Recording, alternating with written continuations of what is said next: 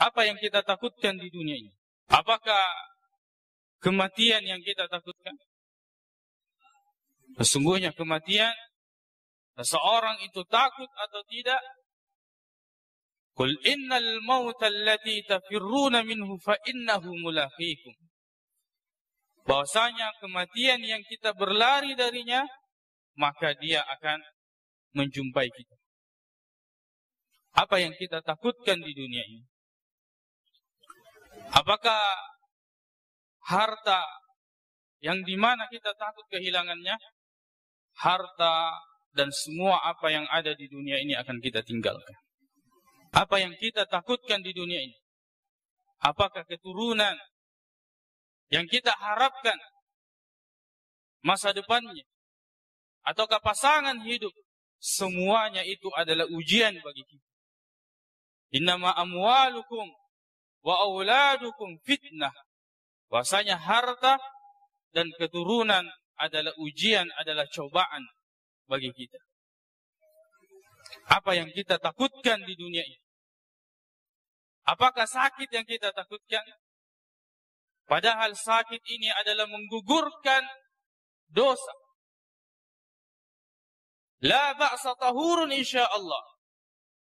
Dalam hadis Rasulullah SAW, jika ada orang yang sakit, maka kita ucapkan, la ba's. Tidak ada masalah. Tahurun insyaallah. Karena itu merupakan penggugur dosa insyaallah. Apa yang kita takutkan di dunia ini?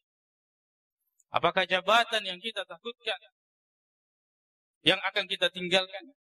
Ataukah jabatan yang kita takutkan, yang kita harap kemudian kita tidak raih?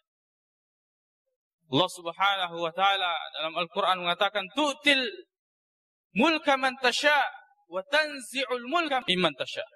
Engkau memberikan kekuasaan kepada siapa yang engkau kehendaki, dan engkau merebut kekuasaan dari siapa yang engkau kehendaki.